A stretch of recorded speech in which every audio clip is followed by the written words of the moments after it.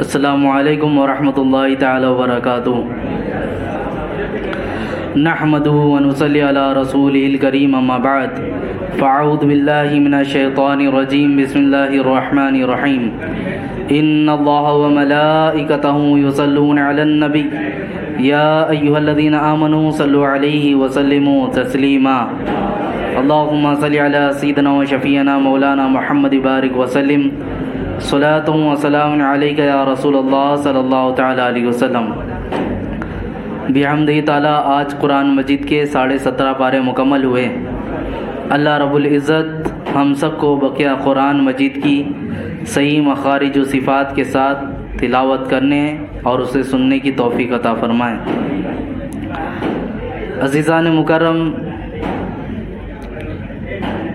سورہ مریم سورہ کہف کے بعد شروع ہوتی ہے اور اس کے متعلق چند باتیں آپ کے سامنے عرض کرنا ہے۔ سورہ مریم یہ حضرت مریم کے نام سے ہی منسوب ہے۔ قرآن مجید میں تنہا حضرت مریم ہی ایسی ہیں جن کی نام سے پوری سورہ نازل ہوئی، ورنہ عورتوں کا اگر تذکرہ آیا تو کہیں نساء کر کے فرمایا گیا، کہیں امرات کر کے فرمایا گیا، نام لے کر نہیں فرمایا گیا۔ تنہا حضرت مریم ہے جن کے نام کے ساتھ یہ ذکر آیا ہے۔ عزیزان مکرم، حضرت مریم کے بارے میں چند باتیں آپ نے اس سے پہلے سماعت کی تھیں، ان باتوں کو آج پھر میں آپ کے سامنے مختصراً پیش کر دوں، چونکہ آنے والی جو بات ہے، اس میں جو شروعات ہے، وہ ان باتوں سے ہی تعلق رکھتی ہے۔ حضرت مریم، ان کی والدہ کا نام حضرت حنہ اور والد صاحب حضرت عمران۔ والدہ نے دل میں یہ خواہش کی تھی جب حمل سے تھیں کہ اے اللہ، اگر بچہ پیدا ہوا تو میں تیرے گھر کے لیے اسے وقف کر دوں گی۔ یہ آپ نے منت مان لی تھی، اور حمل ٹھہرنے کے بعد جب یہ آپ نے منت مانی تو آپ کے شوہر عمران نے کہا بھی تھا کہ آپ نے جو منت مانی ہی کہ تیرے گھر میں میں وقف کروں گی، اگر بچی پیدا ہو گئی تب کیا کریں گے؟ آپ نے تو ڈائریکٹ یوں ہی کہہ دیا کہ تیرے گھر کے لیے میں اس بچے کو وقف کر دوں گی، لیکن پیدائش میں اگر وہ بچی ہوئی تو کیا کریں گے؟ عزیزان مکرم، ہوا بھی ایسے ہی اتفاق کے ساتھ کہ جب ولادت ہوئی تو پیدائش میں حضرت مریم تولد ہوئیں، وہ پیدا ہوئیں۔ ان کی پیدائش کے بعد حسب معمول جیسا کہ آپ نے وہ وعدہ کیا تھا کہ اے اللہ، میں یہ منت مانی ہوں تیری راہ میں وقف کروں گی، تو بیت المقدس چونکہ پاکیزہ گھر، وہاں پر لے آ کر آپ نے جو وہاں کے خدام حضرات تھے ان کے سپرد کر دیا کہ اس بچی کی پرورش کی جائے۔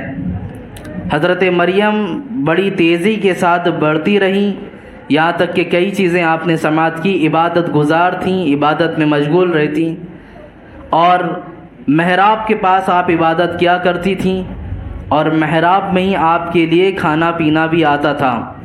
طرح طرح کا پھل، طرح طرح کے میوے آپ کے لیے حاضر ہوتے۔ حضرت زکریا علیہ السلام جو اللہ کے نبی ہیں، یہ کافی ایجڈ تھے، عمر دراز تھے۔ جب انہوں نے حضرت مریم کے پاس اس طرح کے معاملات دیکھے تو وہاں آ کر انہوں نے کہا، اے مریم، یہ سب چیزیں تمہیں کہاں سے مل رہی ہیں؟ آپ نے کہا، یہ چیزیں میرے رب کے پاس سے مجھے آئی ہیں، میرے رب کے پاس سے مجھے میسر ہوئیں۔ آپ نے اتنا جب فرما دیا، تب حضرت زکریا علیہ السلام نے کہا کہ جو رب بے موسم مریم کو پھل کھلا سکتا ہے، وہ مجھے اولاد سے بھی نواز سکتا ہے۔ یہ دل میں خیال پیدا ہوا، اور آپ نے اسی محراب میں کھڑے ہو کر رب کی بارگاہ میں دعا کی۔ اب دعا کیا تھی کہ اے اللہ، تو مجھے اولاد سے نواز۔ اب اللہ رب العزت اسی کے بارے میں فرماتا ہے، یہاں جو سورہ مریم چلی، اب اس کی آگے کی جو داستانیں یہاں بیان ہوتی ہے۔ رب تعالیٰ قرآن مجید میں ارشاد فرماتا، اذ نادا ربہ نداء خفیا، جب اس نے اپنے رب کو آہستہ سے پکارا، قال ربی انی وحن العظم منی واشتعل الراس شیبا ولم اکن بدعائک رب شقیا، اور عرض کی، اے میرے رب، بے شک میری ہڈی کمزور ہو گئی ہے، سر میرے بڑھاپے سے بھر گئے ہیں، بال سیاہ ہو چکے ہیں، اور اے میرے رب میں تجھے پکار کر کبھی بھی محروم نہیں رہا۔ یہاں بولنا یہ ہے کہ حضرت زکریا علیہ السلام نے جو دعا کی وہ بتانا چاہتے ہیں کہ اے اللہ میں نے جو بھی دعا کی تو نے قبول فرمائی ہے۔ یہ جو دعا ہو رہی ہے زندگی کے حالات کے اعتبار سے تو عجیب و غریب ہے، کیونکہ میں بڑھاپے کی دہلیز پر آ چکا ہوں، اور اس وقت میرے بال بھی سفید ہو چکے ہیں، ہڈیاں بھی کمزور ہیں، پورے اپنے اعراض کو پیش کر کے دعا کر رہے ہیں۔ یہاں دعا کا ایک سلیقہ بھی بتایا گیا کہ رب کی بارگاہ میں جب دعا کرنی ہو تو پہلے ہمیں اپنی عاجزی انکساری پیش کرنا چاہیے کہ اللہ میں کمزور ناتواں ہوں، حالات کا مارا ہوا ہوں، دنیا کا ستایا ہوں، ساری چیزیں بول کر پھر اپنے بارے میں بولے اے اللہ ہماری ضرورتوں کو پوری فرما۔ یہ قرآن ہمیں ایک مزاج سکھاتا ہے کہ رب کی بارگاہ میں ہمیں دعا کس قدر کرنی چاہیے۔ عزیزان مکرم، یہ دعا کے معاملات ہوئے۔ اب حضرت زکریا علیہ السلام کو اللہ رب العزت نے پھر بشارت دی، یا زکریا انا نبشرک بغلام اسمہ یحییٰ لم نجعل لہ من قبل سمیہ۔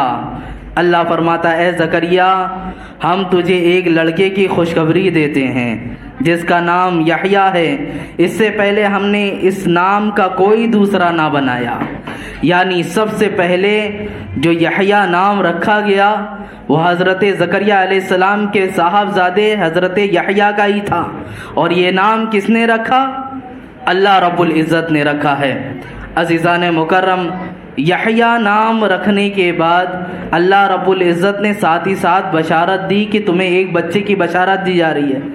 آپ نے تو کہہ دیا تھا اے اللہ میں بوڑھا ہوں، ساتھ ہی ساتھ یہ کہا کہ میری بیوی بانجھ ہے۔ جو عورتیں بانجھ ہو جاتی ہیں انہیں بچوں کی ولادت نہیں ہوتی، آپ کو معلوم ہوگا۔ تو یہ سارے عذر پیش کرنے کے بعد اللہ رب العزت نے بشارت دے دی۔ جب اللہ نے بشارت دے دی تو یہ بات تو یقیناً ہے کہ وہ ہو کے رہے گی۔ اب حضرت یحییٰ کے بارے میں بشارت ملنے کے بعد اللہ اکبر، پھر ہوا کیا؟ اب آپ اللہ کی بارگاہ میں عرض کرنے لگے مولا حالات تو ایسے کہ میں بہت کمزور ہوں، ہڈیاں کمزور ہیں، بال سفید ہیں، بیوی ایسی ہے کہ جو بانجھ ہو چکی ہے، لیکن وہ حمل کی حالت میں آئے گی تو کیسے پتہ چلے گا؟ انہیں رب کی ذات پہ شک نہیں تھا، لیکن یہ معلوم کرنا تھا کہ جب حمل قرار پائے گا تو ہمیں معلوم کیسے ہوگا؟ اللہ رب العزت نے فرمایا کہ تم جب حمل کی حالت میں تمہاری بیوی ہوگی لوگوں سے بات کرنا چاہو گے پھر بات بھی نہ کر سکو گے۔ یعنی تم چاہو گے لوگوں سے بات کرنا لیکن تم بات نہ کر سکو گے۔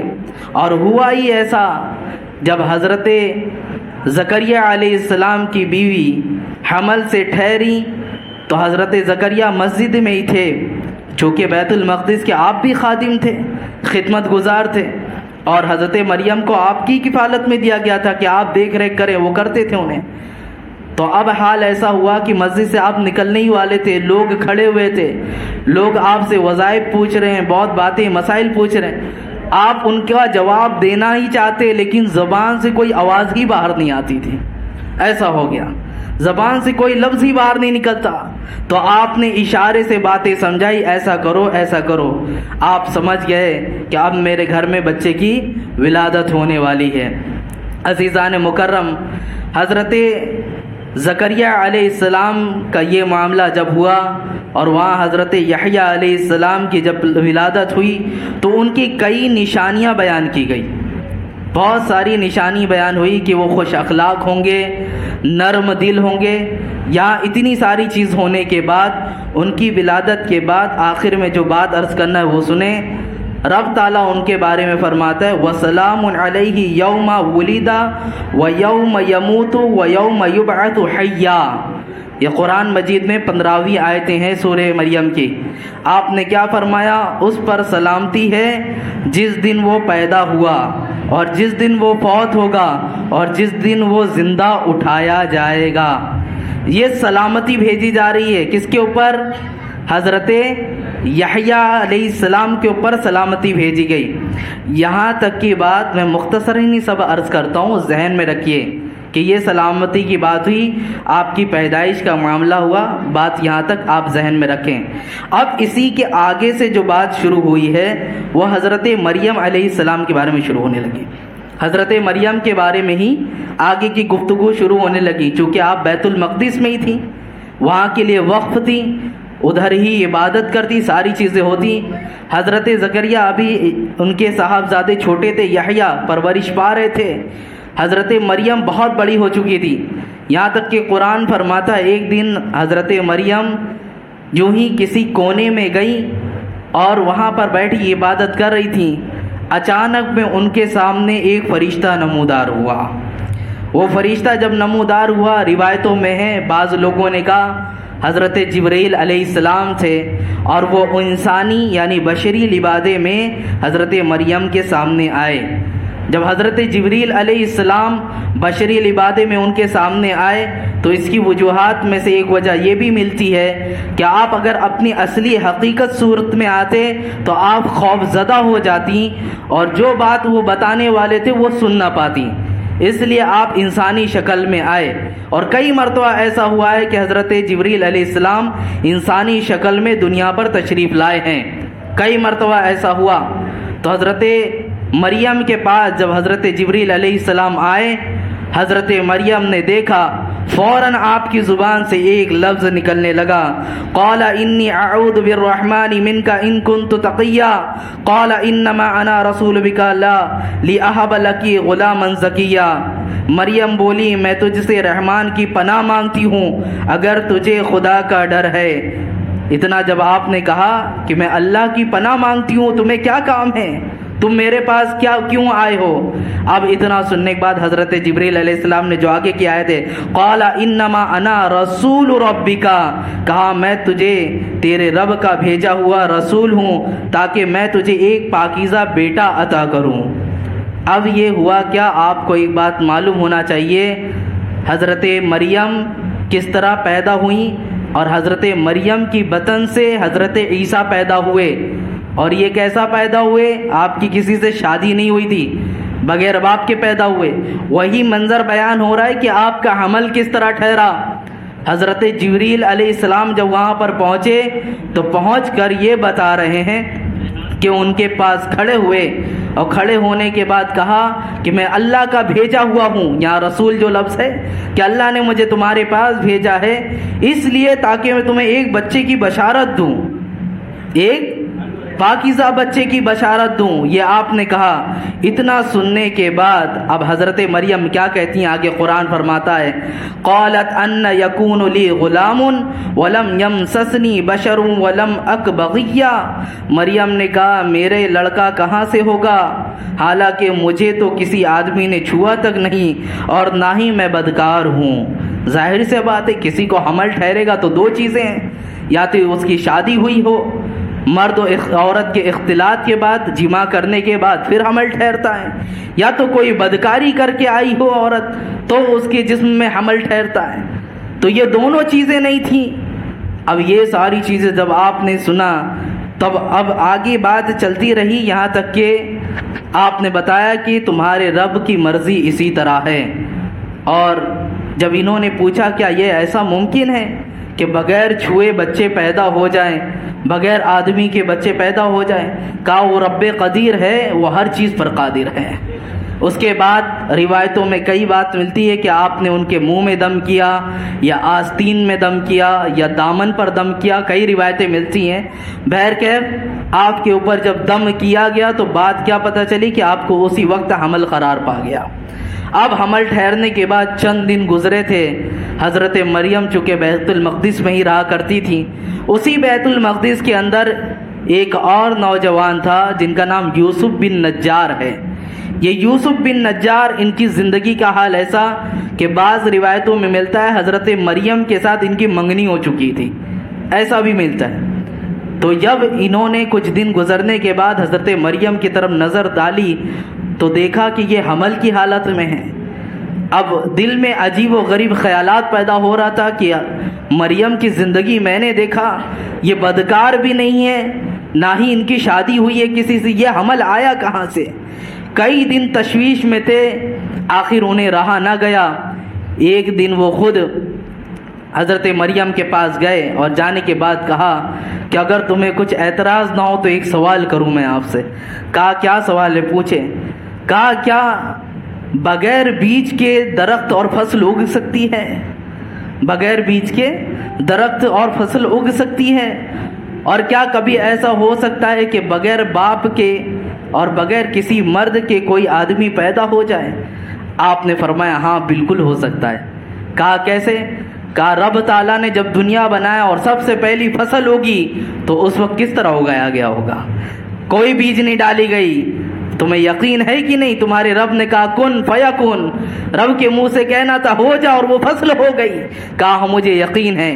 کہا یہاں تم نے تو اتنا دیکھا کہ ایک عورت کے ذریعے بچہ پیدا ہو رہا ہے. حضرت آدم کی تخلیق تو اس وقت ہوئی نہ جب باپ بھی تھا نہ ماں بھی تھی، دونوں نہیں تھے اور حضرت آدم کی تخلیق ہوئی. حضرت آدم کی پیدائش کیسے ہوئی ہے آپ نے دیکھا نا؟ کیا کسی ماں کے پیٹ سے جنے ہیں یا کوئی باپ بھی تھا؟ نہیں، اللہ رب العزت نے تخلیق فرمائی. اتنا سننے کے بعد ان کا دل مطمئن ہو گیا. اب چند دن گزر گئے تھے. گزرنے کے بعد درد زہ پیدا ہونا شروع ہوا. یہ درد زہ، یہ درد ایسا ہوتا ہے وہ ایک ماں ہی سمجھ سکتی ہے، ایک عورت ہی سمجھ سکتی ہے. اور اس درد کا جب آپ کے اوپر کثرت ہوئی تو آپ کو بہت شدت کے درد ہونے کے بعد آپ خود بخود ایک کھجور کے پاس پہنچ گئے. کھجور کا درخت تھا. روایتوں میں وہ کھجور کا درخت سوکھا ہوا تھا اور جس جگہ گئی وہ نہریں بھی سوکھی ہوئی تھی. آپ وہاں پہنچنے کے بعد میں گزارش کروں گا جو لوگ باہر ہیں اندر آ جائیں، دروازہ بند کر دیں. جو لوگ باہر بیٹھے ہیں اندر آ جائیں، دروازہ بند کر لیں.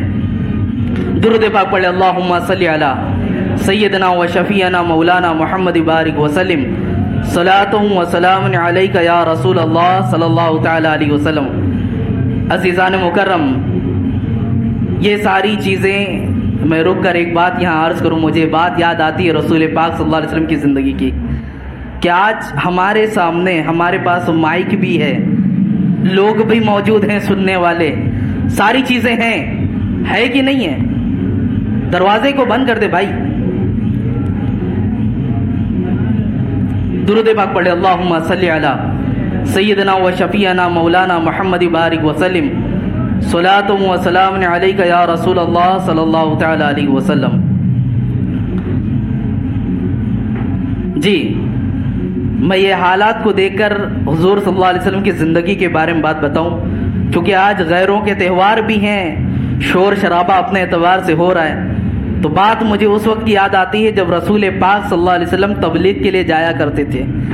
آپ اللہ رب العزت کی وحدانیت کا اقرار صرف لوگوں کے سامنے یوں ہی نہیں کرتے، بلکہ بعض دفعہ ایسا ہوتا کہ میلوں میں بھی جایا کرتے تھے. اور میلے میں جب آپ لوگوں کو کھڑے ہو کر بتاتے کہ لوگ تم بتوں کو مت پوجا کرو، اللہ کی طرف آؤ، ان کو بلانا شروع کرتے تو کوئی انہیں مجنون کہتا، کوئی انہیں پاگل کہتا، کوئی جادوگر کہتا، مذاق اڑاتے. اور وہاں کے نوجوان ایسے ہی چلا پکار کیا کرتے تھے، بہت قبیلہ خاطر ہوتے. لیکن آپ نے تبلیغ نہیں چھوڑا. آج ہمارے سامنے جو حالات ہیں، ہمارے پاس تو مائک بھی ہے، سننے والے لوگ بھی ہیں، الحمدللہ ہم مسلمان بھی ہیں. اس کے باوجود اگر ہم گھبراتے ہیں اور نہیں سنتے ہیں تو یہ ہماری کم نصیبی ہے، یہ یقیناً ہماری کم نصیبی ہے. کیونکہ ہمارے رسول پاک صلی اللہ علیہ وسلم نے اس وقت دعوت دی ہے جب لوگ سننے کے لیے بھی موجود نہیں تھے، اس جگہ دعوت دی جہاں آواز پہنچ بھی نہیں رہی تھی. آج تو آواز بھی پہنچ رہی ہے، لوگ بھی موجود ہیں، باوجود اس کے اگر ایک داعی دعوت نہ دے اور سامعین سننے نہ بیٹھے تو دونوں کی خطا ہے، یہاں پر دونوں کے لیے کمزوری ہے. بہرکیف میں بات عرض کر رہا تھا حضرت مریم کی کہ جب حضرت عیسیٰ کی ولادت کا وقت قریب آیا، آپ خود بخود ایک درخت کے پاس پہنچ گئی. کہا گیا وہ کھجور کا درخت تھا.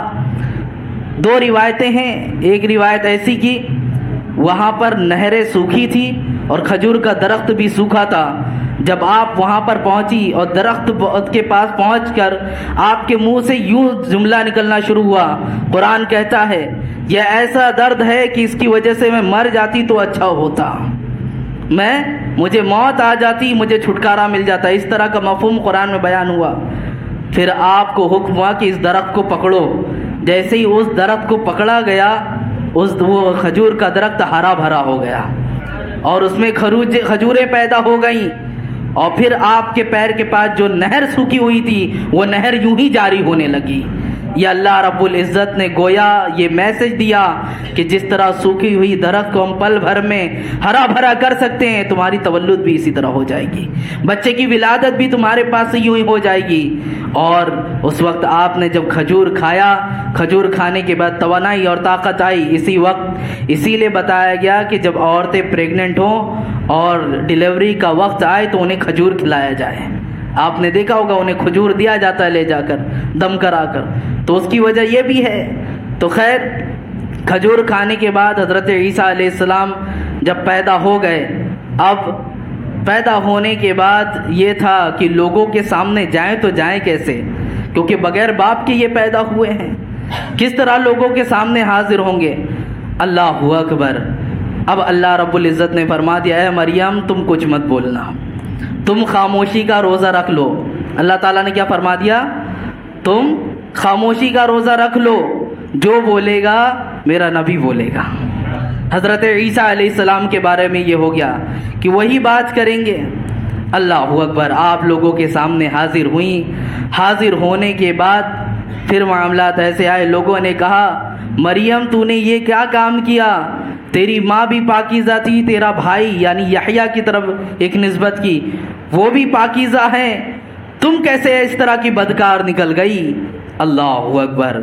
آپ نے کچھ بھی نہیں کہا، آپ نے اپنے بچے کی طرف اشارہ کر دیا، جو بھی پوچھنا ہے اس سے پوچھ لو۔ آپ نے اپنے بچے کی طرف اشارہ کر دیا۔ بچے کی طرف اشارہ کرنا تھا، لوگ بہت زیادہ ناراض ہونے لگے کہ یہ چھوٹا سا بچہ کیا جواب دے گا۔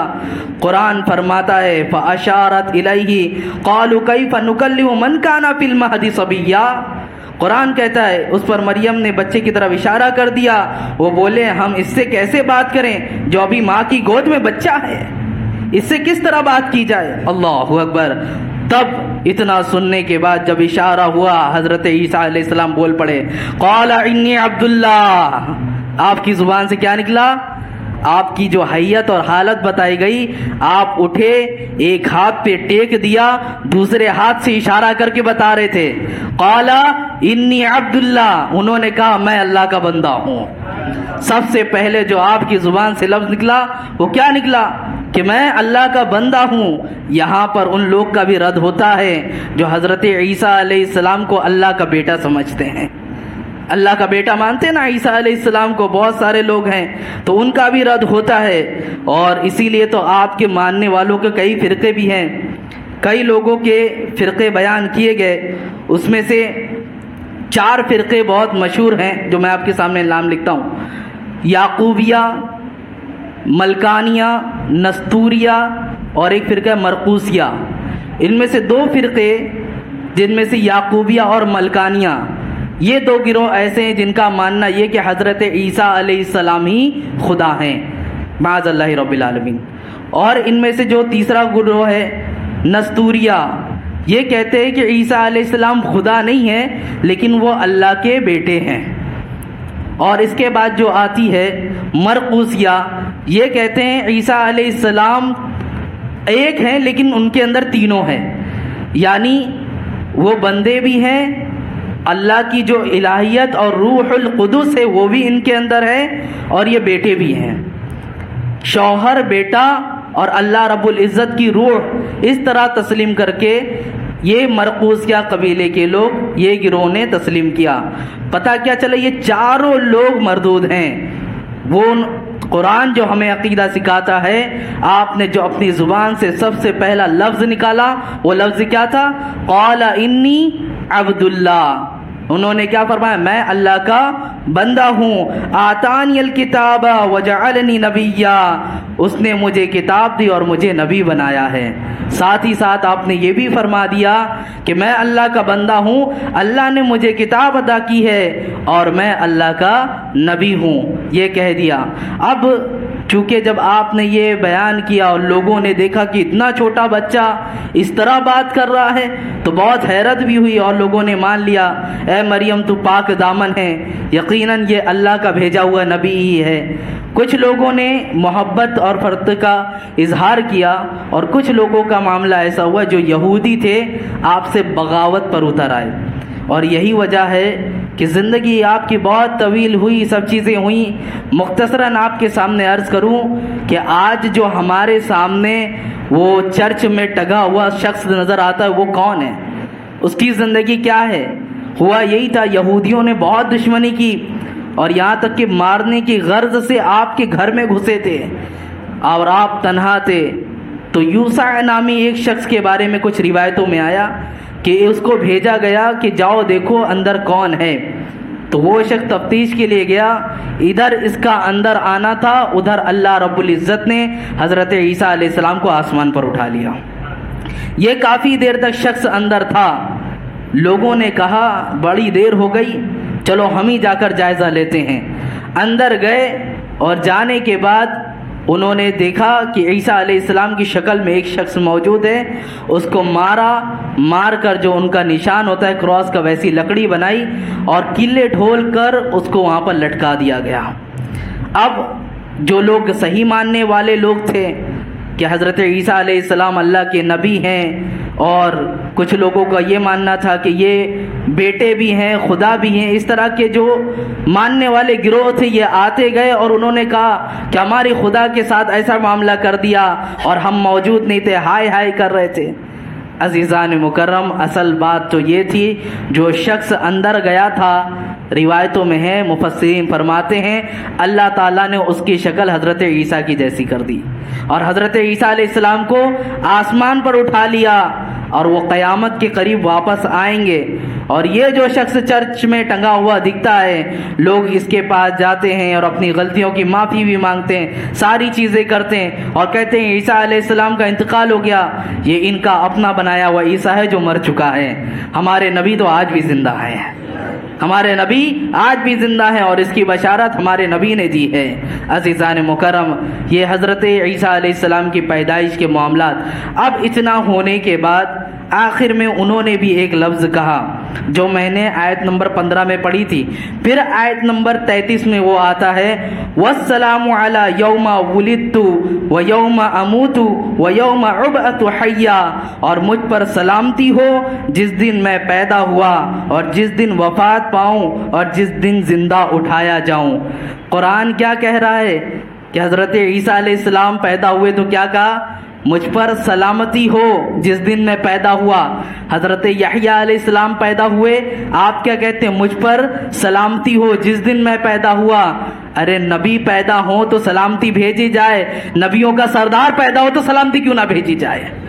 اہل سنت و جماعت کا یہی تو عقیدہ ہے. جس دن نبی کی ولادت ہو رہی ہوتی ہے ہم فجر کے وقت کھڑے ہو کر سلام پیش کر رہے ہوتے، یا نبی سلام علیکہ، یا رسول سلام علیکہ. پتہ چلا یہ مزاج سنیوں کا اپنا بنایا ہوا نہیں بلکہ قرآن نے سکھایا ہے کہ جب نبی کی ولادت ہو رہی ہو تو ان پر سلامتی بھیجا کرو، ان پر سلامتی بھیجا کرو. عزیزان مکرم، یہ قرآن کا اپنا دیا ہوا عقیدہ ہے، ہم نے خود گھڑ نہیں لیا، یہ بریلویوں نے بنا نہیں لیا ہے، بلکہ بریلی کے تاجدار نے جو ایک ایک بات سکھائی ہے وہ یقینی طور پر قرآن و حدیث کی روشنی میں ہی بتائی ہے. الحمدللہ. اب یہ بات میں نے آپ کے سامنے عرض کری. اسی سورے کے اندر جسٹ اس کے بعد حضرت ابراہیم علیہ السلام کا تذکرہ شروع ہوتا ہے. یہ سورہ مریم ایسی کئی نبیوں کے واقعات اپنے اندر سمیٹی ہوئی ہے. اگر اس کی تفصیلات پہ ایک ایک کر کے جائیں بڑا لمبا وقفہ آپ کے سامنے چلا جائے گا. آخری میں جو عرض کرنا ہے حضرت ابراہیم کے بارے میں وہ اتنا کہ آپ کی پیدائش کے بعد آپ کو جستجو تھی کہ مجھے جس نے پیدا کیا وہ کون ہے، یعنی عبادت کی جائے تو کس کی جائے. تو آپ شروعات سے اس بات کے خیال میں تھے. کبھی دیکھتے کہ لوگ سورج کی پوجا کرتے ہیں تو آپ نے سوچا سورج کی عبادت کی جائے، لیکن سورج میں ایسا کیا ہے؟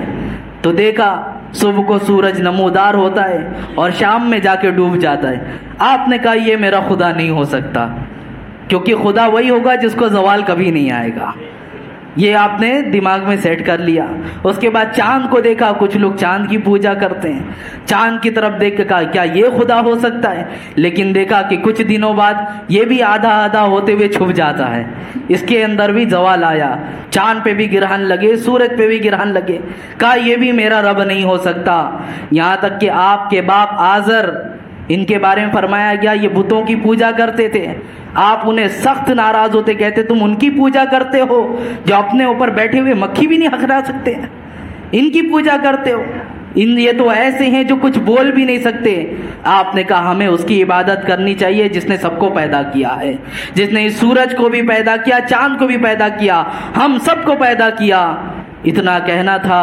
پھر ایک دن آپ کی زندگی کے معاملات میں ایسے بھی دکھتے ہیں کہ آپ کے قبیلے کے تمام لوگ ایک میلے میں گئے ہوئے تھے، اور آپ کے علاقے میں جو بت رکھے ہوئے تھے آپ کو بڑا غصہ آتا تھا ان پر۔ آپ کلہاڑی لیے اور جا کر سارے بتوں کو توڑنا شروع کر دیا، سارے بتوں کو توڑا، اور توڑنے کے بعد جو بڑا بت تھا اس کے گلے میں وہ کلہاڑی لٹکا دی۔ اب جب قبیلے کو لوگ میلے سے واپس آئے، آنے کے بعد انہوں نے یہ حالت دیکھی کہ سارے بت ٹوٹے پھوٹے پڑے، کسی کے ہاتھ ٹوٹے ہیں، کسی کی گردنیں ٹوٹی ہیں، کسی کے پیر ٹوٹے ہیں، صرف ایک بت بڑا والا جو تھا وہی سلامت ہے۔ سب نے کہا یہ ہو نہ ہو ابراہیم کا ہی کام ہوگا، ابراہیم نے کیا ہوگا۔ جا کر کہا یہ تم نے کیا ہے؟ کہا میں نے نہیں کیا، ان کے بڑے نے کیا ہے۔ کیا کہا؟ ان کے بڑے نے کیا۔ آپ نے جھوٹ نہیں بولا، یہ منطق کی ایک فقہ اور منطق کے اعتبار سے ایک اصطلاح میں بولی جاتی ہے، جھوٹ نہیں ہے۔ آپ نے کیا کہا؟ ان کے بڑے نے توڑا۔ آپ کی نیت کیا تھی؟ اس کا بڑا یعنی میں ہوں، میں نے توڑا ہے۔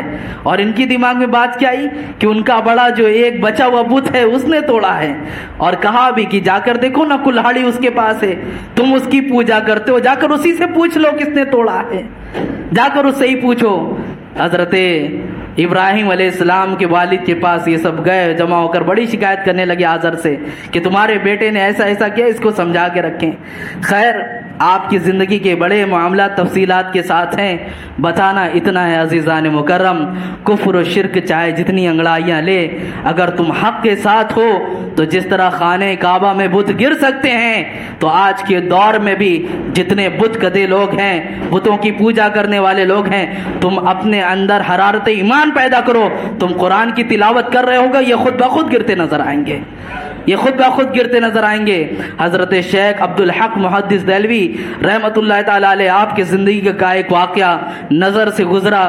آپ کی زندگی میں ایک بار ایسے ہی ہوا، ایک پنڈت جو ایک مندر میں بیٹھ کے پوجا کرتا تھا، ایک دن لوگوں کے سامنے اعلان کرنے لگا مسلمان جو ہیں یہ جس خدا کی پوجا کرتے یہ حق پر نہیں ہیں، جھوٹے لوگ ہیں، یہ ان کا بتایا ہوا جھوٹا خدا ہے، معاذ اللہ رب العالمین۔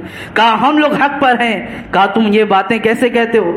کہا ہم جس مندر میں بیٹھے ہیں 200 سال سے ہماری مندر ایسے ہی ہے، اس میں ذرا بھی کچھ بھی خروچ تک نہیں آیا۔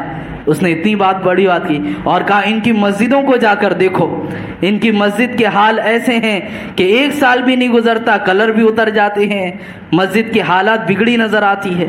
حضرت شیخ عبدالحق محدث دہلوی رحمۃ اللہ تعالی علیہ نے جب یہ بات سنی تو آپ اس کی مندر کے پاس گئے اور کہا میں اس کا جواب اس مندر کے دروازے کے پاس دوں گا۔ اور وہاں پہنچنے کے بعد آپ نے قرآن کی وہ آیت کی تلاوت کی کہ جس میں رب تعالیٰ نے فرمایا ہے کہ اگر میں اس قرآن کو پہاڑ پر نازل کرتا تو اس کے خوف سے پہاڑ بھی ریزہ ریزہ ہو جاتا۔ قرآن کی آیت ہے نا یہ، اللہ تعالیٰ نے فرمایا کہ اگر میں اس قرآن کو پہاڑ پہ نازل کر دیتا تو اس کے خوف سے پہاڑ بھی ریزہ ریزہ ہو جاتا۔ آپ اس مندر کے دروازے پر کھڑے ہوئے اور کھڑے ہو کر یہ آیت کریمہ کی تلاوت کرنا شروع کیا۔ لوگ گواہ ہیں، آپ تلاوت کر رہے تھے، مندر کی دیواریں خود بخود گرتی نظر آ رہی تھی، سب ڈھاتی چلی گئی۔ وہ آیا پنڈت قدموں میں گر گیا اور گرنے کے بعد کہا ایسا کیا تم نے پڑھا ہے؟ کہا میں نے جس آیت کریمہ کی تلاوت کی رب تعالیٰ فرماتا ہے یہ وہ قرآن ہے، اگر اسے پہاڑ پہ نازل کر دیا جاتا تو پہاڑ ریزہ ریزہ ہو جاتا، جائے یہ تو دنیا کا بنایا ہوئی ایک دیوار ہے، یہ کیوں ریزہ نہ ہوگی؟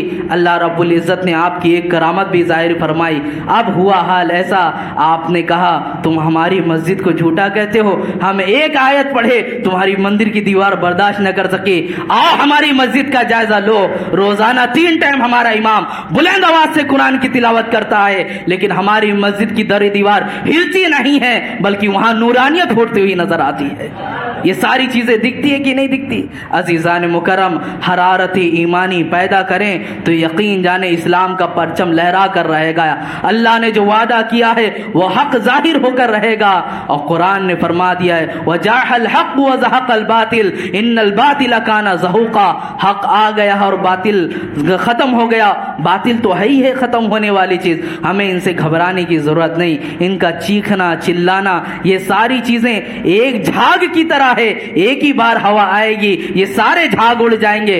اصل باقی رہنے والا دین متین دین مصطفیٰ صلی اللہ علیہ وسلم ہے. اللہ رب العزت ہم سب کو اس دین متین پر استقامت عطا فرمائے. اے پاک پروردگار عالم، جب تک جئیں نبی پاک صلی اللہ علیہ وسلم کی محبت میں زندہ رکھ، جب موت آنی ہو تو ان کی محبت میں ہی موت نصیب فرما. اے پاک پروردگار عالم ہم سب کو شہادت کی موت نصیب فرما.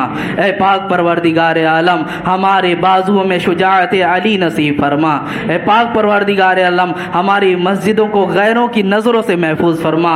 اے اللہ تیری بارگاہ میں یہ کیوں کہوں، یہ عطا ہو وہ عطا ہو، اپنے حبیب کے صدقے میں وہ دے جس سے ہم سب کا بھلا ہو. وصلی اللہ تعالی علی خیر خلقہ محمد وعلیہ وصحبہ اجمعین برحمتک یا ارحم الراحمین. السلام علیکم ورحمۃ اللہ تعالی وبرکاتہ.